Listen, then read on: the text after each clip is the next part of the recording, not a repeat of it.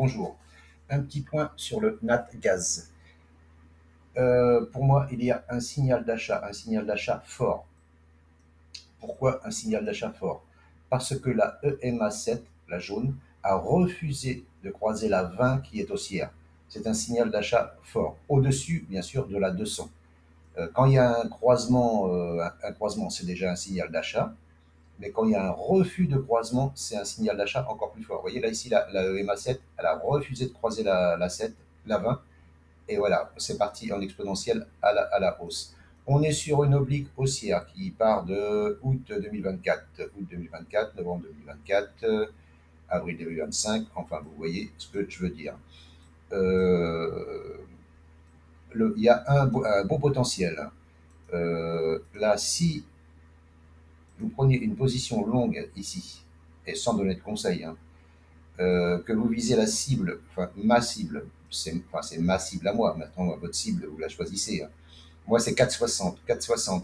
Si vous mettez un stop sur les derniers plus bas ici, ces deux mèches ici, là, alors je dis bien alors, ou en clôture ou en touchette, c'est ce que vous voulez, hein. En clôture en dessous, ça vous laisse un RR de 2,25. Si vous mettez le stop sous ce dernier plus bas ici, ça vous laisse un RR de 1,50, ce qui est acceptable, hein.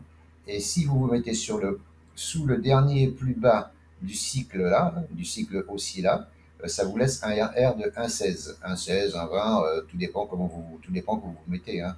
Même, voilà, là c'est bien. Donc là, quoi qu'il en soit, pour moi, c'est achat. Mais bon, vous pouvez attendre. Après, vous pouvez attendre, mais après, votre stop et votre RR, il sera plus bon, hein. Il faudra remonter votre stop, hein. Mais pour moi, c'est achat. Vous voyez bien le rebond là. SMA 200, rebond. SMA 200, rebond. 200, rebond. SMA 200, rebond. SMA 200, rebond. SMA 200, rebond. Rebond. Et en plus, il y a le signal d'achat 7,20 qui, pour moi, est très, très pertinent, hein. Donc, voilà ce que je pouvais vous dire sur le NatGaz.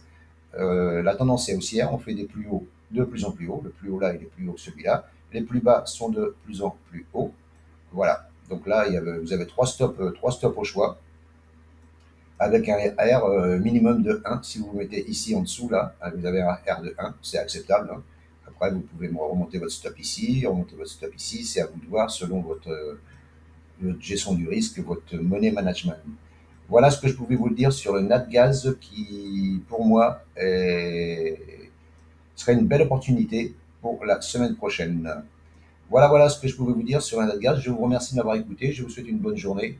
Et n'hésitez pas à commenter, partager, liker, abonnez-vous. À bientôt. Ciao, ciao.